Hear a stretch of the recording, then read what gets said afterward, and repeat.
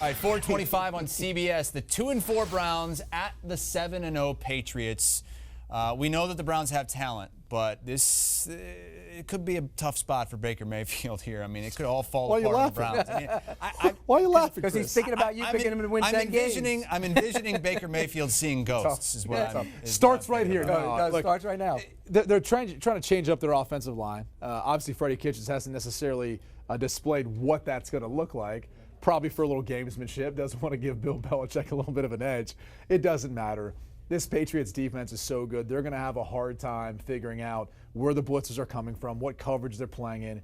And I do trust the Patriots offense at home to be able to run the football effectively enough and control the game enough to get a win. Now, 13 points, that's a pretty big number.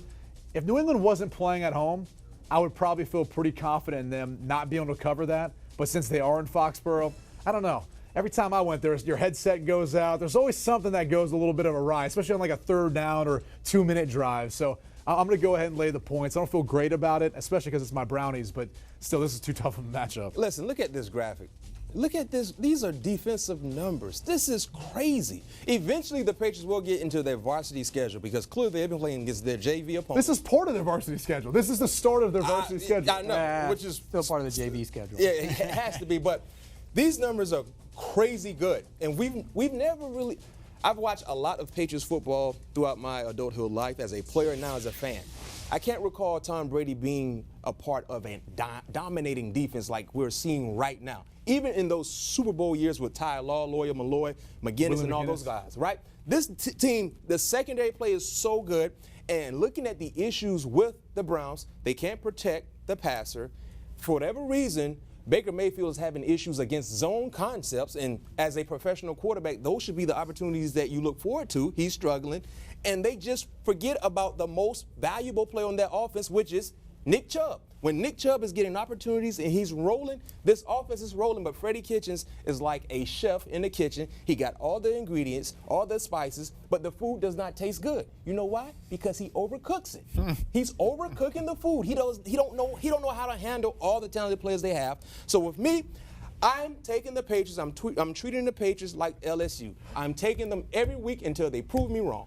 And they're not going to prove you wrong in this one. That defense, you mentioned it, that defense is fantastic. Every guy can do 14,000 different things. They rotate him in, they move him over here, he plays here, he plays safety, he plays quarter, drop him down. It's fantastic to watch. It's fantastic to watch. He was doing the shake He is the best defensive coach who ever coached in the history of the league, bar none. Bill Belichick. And the other night after the game, Tom Brady got mad. He wasn't happy. They won the game big. The defense stole the show. Tom Brady looked angry. He's going to light them up. This is a blowout. The Browns are not coming close to winning 10 games. Wow. You're really trying to stick that one to me. Oh, I am. I'm going to keep reminding you of Kirk Cousins every time you play. I know you do. So everybody's on the Patriots to cover minus 13. I do have a stat for you and a question for Pete. They've outscored opponents, they being the Patriots, by 175 points this season. Second highest point differential through 7 games in NFL history. 1920s Buffalo something. I can't remember their last name, though. The Buffalo All-Americans, 1920, 99 years ago. How about I didn't cover that game. He was still alive then. You were still alive then. You were born around that. I promise you. I did not cover that game. Okay. A little bit of trash talk. I know you had a little bit back in the day. And apparently OBJ, he's not the one actually dishing. He says that Bill Belichick gives it to him. Here's OBJ. Take a listen. Going against Bill Belichick, this is, is somebody who I have much respect for. Probably talked to him before and after the game. He tells me the same thing every time. He's like, I hope you enjoy the day because it's not going to be much for you. And that's what he's told me, and that's what he does every single time. It's just tough. He's going to coach it up, and they're going to be ready and prepared. B-Mac, what do you think of OBJ's candid comments there? Well, I'm surprised because Belichick showing a sense of humor to an opposing player that's not currently on his team, right? I mean, who would have thought? But he is human. He does bleed. He never said anything to you? Never. I mean, outside of OBJ, who else has Belichick said anything to in a joking matter, right? Based on the information I've heard, I haven't heard any of this, but OBJ is that type of player. Granted, you might not like him because he's not on your team, but you respect the job that he goes out and do week in and week out.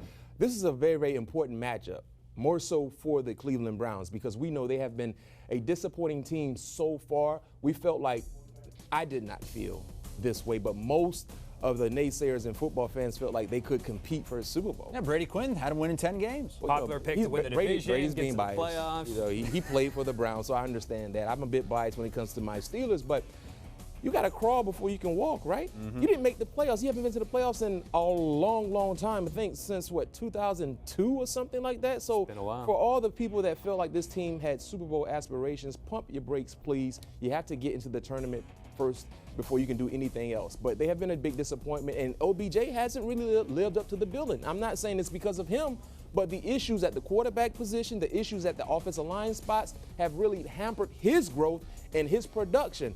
I think they need to run the football more so than anything, and then that should help Baker Mayfield exploit matchups in his favor in the secondary. But I can say this will be the best defense the Cleveland Browns will face all year long. So they better pack a full lunch with the mini juices and everything. Yeah, it's going to be the best defense that we've seen in a long time. If it keeps up going this way, they're putting up incredible numbers, the New England Patriots. Hopefully you have them on your fantasy team. All right, the Grinch who stole Halloween is here with JB Eisenberg and Dave Richard. I did a Twitter poll last night.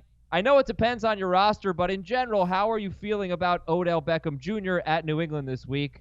And we're up to nearly 3,200 votes, and the options are start or sit. And 65% of the participants said to sit Odell Beckham against the Patriots. Do you guys agree? Is Odell Beckham a sit? Yes. I don't think I have Odell Beckham on any teams, but I probably would not have enough other wide receivers to start over. That's how I feel about I'd probably it. start him. And I have him in 2 leagues, and I'm sitting him both. Who are you sitting him for? I am sitting him for – it's a great question. I'll look. Okay. You talk. I've wrestled with it. I have him ranked as a number 2 receiver, and there are definitely some names that I see that I go, you know what? Marvin Jones is one that I know for sure. I would start Marvin Jones over him. Okay, Cortland Sutton I think is almost an easy one to start over sure, Odell Beckham yes. at this point. And Kenny Golladay, another one. One that I did in non-PPR is Kenny Stills. Made that move already. I would not do that. No, I love Kenny Stills this week. I would. I'm starting Marvin Jones, Chris Godwin over him, and I'm starting Eckler over him in the flex. And Jones is the one that I'd be. I think he's safe. You I don't feel think better he's gonna about score touchdowns. Stills than Marvin Jones. Oh yeah. Are you kidding? Kenny Stills has an amazing situation this Only week. had 5. Even last week, he only had 5 targets with Fuller not playing. I know. I think that they throw plenty against Oakland. I think that defense is bad. They're starting Trayvon Mullen. It's gonna be a great game for Stills. yeah, I like Jones better than Stills, but I like Stills better than Beckham. Yeah, all right. Well, listen, the Patriots, there have been 12 wide receivers with 7 or more targets against the Patriots. 8 of those 12 had 51 or fewer yards and no touchdowns. So that's terrible. Golden Tate's the only wide receiver to catch a touchdown. But they've really only faced one receiver who's even close to the caliber of Odell Beckham, and that was Juju Smith-Schuster back in Week 1. He had 6 catches for 78 yards. You take the over or the under on those stats? 6 for 78 for Beckham. Under. That sounds about right. I've got him for 5 for 69, so just under, yeah. I think he can get to 70 yards. Josh Gordon on IR with a knee injury, but he could be released. Very strange. So first of all, still got to get Philip Dorsett, right? Yes. Yeah. Okay. Why? He hasn't had very big target volume at all this year. He's been very efficient. He's caught almost everything that's been thrown to him and scored a bunch of touchdowns, but that's not going to continue. Well, I mean, if you go throughout the course of his career, he's basically been a 5-target guy, and 5 is kind of all he's needed to be successful. He's not going to be a superstar. If he's a 5-target guy, he's going to average 3.5 catches per week. Yeah, he's not going to be a superstar. So that's 45 yards a game. You'd still take him as a bench receiver with the matchups being right to play him. I don't know why anybody wouldn't. I can't rule out the targets going up for him with Josh Gordon definitely not coming back But now. Mohamed He's going to Sanu be that definitely number one. gonna be there. Is Mohamed Sanu going to completely take Josh Gordon's spot and target share? I don't. No, but it's not a chance for Dorsett's targets to pop. I mean, you're just talking about I just look at him as a chance to be a number 3 receiver fairly consistently, but when the matchups are well in his favor, like I thought they were last week, you'll get that type of game. He's not going to be, what'd you get for Beckham on a bad day? 5 for 70, 69. Yeah, he's not going to be that consistently when things are bad. When things are bad, he's going to be, 1 for 20. But, I mean, you You'd play him against Philly. You'd play him maybe against Baltimore. You'd play him in almost all these matchups. Well, I don't. The Patriots are going to have to throw in a lot of these matchups. But that doesn't necessarily mean he's going to all of a sudden get 7, 8, 10 targets. I mean, he's going to kind of be what he is, 4 to 6 targets on a consistent basis with Sanu there. But I think what he does with those 4 targets is, that's kind of where you stack him up to some other receivers. Like at this point, I'm just thinking of ownership percentage. I'd much rather have Philip Dorsett than Auden Tate. Yep. Those type of players. Even though Tate's targets have been better, they're crappy targets from a bad quarterback. And AJ Green theoretically is coming. Well, yeah, I mean, but there's. I was just because I know what his ownership percentage was off the top of my head. So can I just jump in here those real type quick? Of players. Philip Dorsett had 7 targets in Week 3 and 9 targets in Week 4. He's played 4 games without Antonio Brown, not including the Washington game when he got hurt. Dorsett's had 4, 7, 9, and 4 targets in those 4 games. So, maybe there's potential for more than just 4 to 5 targets. He's only 51% owned. He should absolutely be owned, whether you start him or not. That's the point I wanted to make. And Yes, here's some thank names you. of receivers that have a higher ownership percentage. Jamison Crowder, who would you rather have? Crowder? PPR, I'd rather have Crowder. Crowder and PPR.